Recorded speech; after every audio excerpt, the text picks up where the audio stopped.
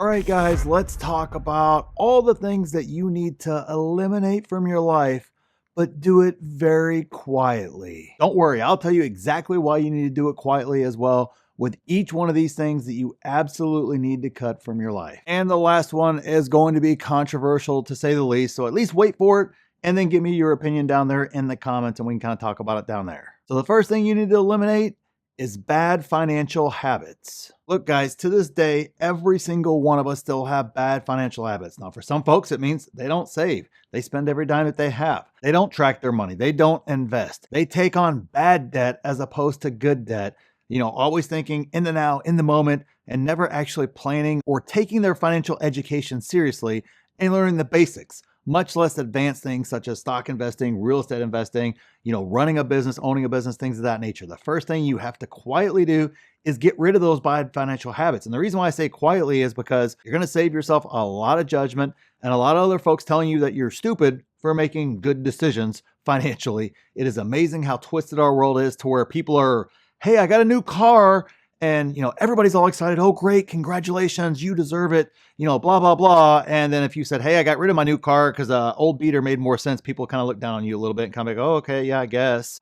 It makes no sense in this world today. I've seen it all over and over and over again repeatedly. That's why you need to quietly get rid of your bad financial habits, because it seems like in today's world, you'll be the odd one. You'll be the weird one.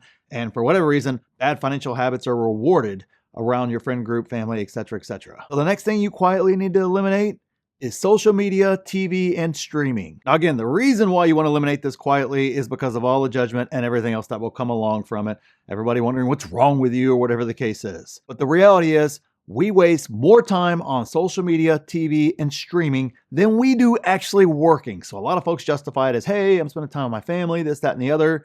Well, 99.9% of the time when I sit down with somebody and I do a time audit on their time, it's not true at all. The average person spends around anywhere from 6 to 8 hours just on social media in a day, much less on TV and streaming and watching the latest Netflix show or watching, right now it's, NFL time, football for the guys, college football, all those sort of things of that nature. None of those help you advance your financial journey. None of those help you become wealthy. None of those help you find that next investment. Sure, you can kind of say, well, Luke, hey, man, I'm watching your channel. That's helping me out in my financial journey. That's probably true. But my guess is, for the 4 to 6 to 8 hours a day you spend on social media, you're probably not watching that style content all the time. You're probably throwing in a lot of fluff as well. And of course, streaming and TV, there just really isn't a lot of value in regards to your investing or your financial journey in those things. So you have to quietly get rid of those for the same exact reason as the others. Folks are going to judge you or worry about you, whatever the case is. That's the reason why they're in the 99%. You want to break apart and come over here to the 1%? Yep, guess what? You need to eliminate it, and I would suggest doing it quietly. The next thing you need to eliminate is waiting for the perfect opportunity. Guys, there is zero truth in the perfect opportunity. It will never line up. Things will never be right. It will always feel like, well, if this just happened, I would jump then, or if that would happen, then I would jump in, or hey, the market's down right now, but I think it's going to get worse, so I'll wait until the coast is clear before I invest. Waiting for that perfect opportunity never, ever, ever comes. The people who make fortunes, the people who build their wealth are the ones that just simply learn and jump and invest. They're not waiting for the perfect opportunity.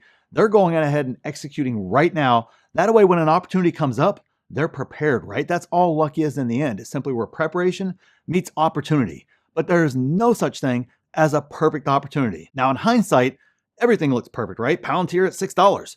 Looks like a perfect opportunity to make a fortune, right? Make that fortune everybody always wants, that perfect, whatever it ran on there, about an 18x or so in the stock, right there, perfect opportunity. But at the time, it wasn't perfect at all. You had some herky-jerky earnings. You obviously had, 8-9% inflation at the time, macro picture looking ugly, the Fed seeming to be behind. I mean, everything made it look like not the perfect opportunity. But yet in hindsight, it absolutely was the perfect opportunity. The difference is I bought it like crazy because I wasn't waiting for the opportunity to be perfect. I simply had put in the work ahead of time to be able to recognize just an opportunity, not the perfect one. I've never found a perfect opportunity. I don't know anybody else that's ever found the perfect opportunity to. Now, of course, in hindsight, you can say, hey, that right there was a perfect opportunity to make a lot of money.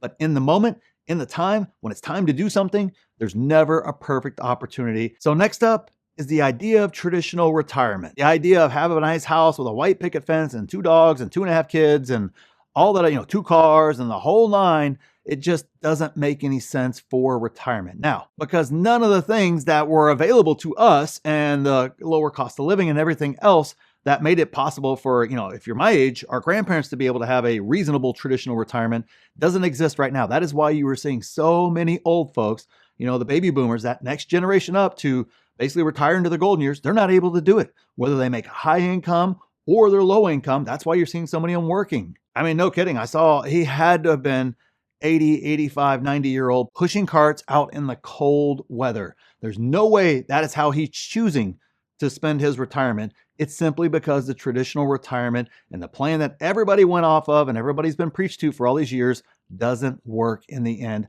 That's why you have to look at alternative styles of retirement. That's what our Blacklist financial freedom program is about. Finding that alternative method. It's in there. Obviously, that's one of the beauties of the young folks is they kind of went, hey, I don't know what that is, but I'm not waiting until I'm 65 to retire. I want to retire at 35, 45, whatever the case is.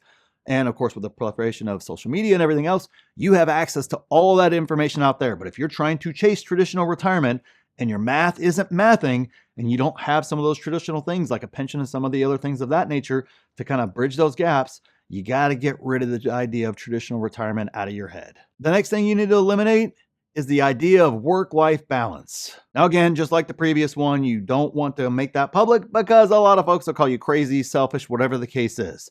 But the idea of this work-life balance is so far out of whack one way that it doesn't make any sense. And more importantly, I don't know anybody that is wealthy, rich, or whatever the case is that have this perfect work-life balance. Do they try to make it work? Absolutely. Do they absolutely intentional with the time and they carve out time? Absolutely. But the idea that, oh, I'm only going to work 40 hours a week and then spend all the rest of my time with my family, that's not work-life balance, guys. You got 112 waking hours during the week, right? Why not split it up halfway? If you want work-life balance, technically that means you should be working 60-something hours a week and then spending the other time with family, doing things with family, things of that nature. Oh, by the way, that's after you've slept 8 hours a night. So to me, just simply to have the traditional work-life balance, you need to be working right around, 55 to 60 hours a week and then spending the rest of the time. That's just simply to have the quote-unquote balance. However, everybody I know that's wealthy has, they spend a lot more than that. The time is 70-30 or 80-20. Obviously some folks go to the extreme and it's 99.99999 and one little bit over here. I'm not saying that's right or wrong, but you have to get the idea, at least the idea that we think of in terms of work-life balance. Man, I work really hard that 40 hours a week. Well, unfortunately, if you want to be wealthy, nobody gets wealthy doing it that way. You've got to put in more time than that and redefine what work-life balance is, whether that's splitting that up and going 55 hours a week, meaning you work 40 and then 15 on your side hustle, on your investing, everything else of that nature, getting into real estate, whatever the case is that you can do on the side, or starting another business, whatever the case is. That right there is the starting point. And the more wealthy you want to be or the faster you want to get there, you've got to skew that more and more and more. Again, I'm not saying neglect your kids or your families or anything else of that nature. However, most of us are wasting a lot more time. By the way, the average of wasted time is well over 40 hours a week on things that are absolutely useless, that have nothing to do with spending time with your family or anything else of that nature. So you can start right there with that sort of stuff and then kind of move forward from there. And we're going to move on here to the final one. And yes, it's the most controversial, but you have to get rid of these. And that is your coworkers, friends, and family. Now, whoa, slow down before you get angry at me and say, Luke, you're telling me to get rid of my family and my friends and my coworkers. That's crazy. That's not what I'm saying at all. Don't take it that way. What I mean by that is you have to eliminate those influences from your life, especially in regards to your financial journey, okay? If they are not entrepreneurs and you're trying to start a business and they've never started a business before, you don't need to be discussing business with them at all. They have no freaking clue. The same exact thing with investments. If they're not real estate investors, I couldn't tell you how many folks tell me, family, friends, whatever the case is, oh, don't get into real estate. It's so risky. It's so hard. It just, oh man, it'd just be terrible. What if your tenants go crazy? Whatever the case is, all the fear narratives that you hear out there, I've made fortunes off of real estate. The same exact thing applies to the stock market. The same exact thing applies to starting a business. Slowly and quietly start to replace those relationships with people who are at your level or really above your level that you want to get to. Start hanging around with more entrepreneurs if you want to start a business. You want to get into stock investing? Start getting around folks who take stock investing seriously. Not, Johnny at the water cooler that has the latest hot talk of what's going on with Wall Street bets, but are actually into the financials. They're listening to earnings calls. They understand investing on a higher level. Those are the folks you need to start replacing those other relationships with these newer friends who are moving in the same direction as you. Now, obviously, you can't eliminate your whole family, but I sure as heck would not be having any investing discussions if they're not high-level investors. This is exactly what I do in my life. I have lots of family members, love them to death, of course, but I do not discuss investing with them. I do not discuss starting a business with them. I do not discuss real estate investing with them because none of them have ever done it. They have no idea what they're talking about, and it's just simply based upon the narrative and based upon whatever the heck social media has told them or whatever's on, HGTV or whatever the case is. The point being, terrible sources, and that's okay. It's not bad, but it definitely means that I need to eliminate those type discussions with those folks and move those discussions over here with some higher level folks who can actually help me move on to the next level with my investing.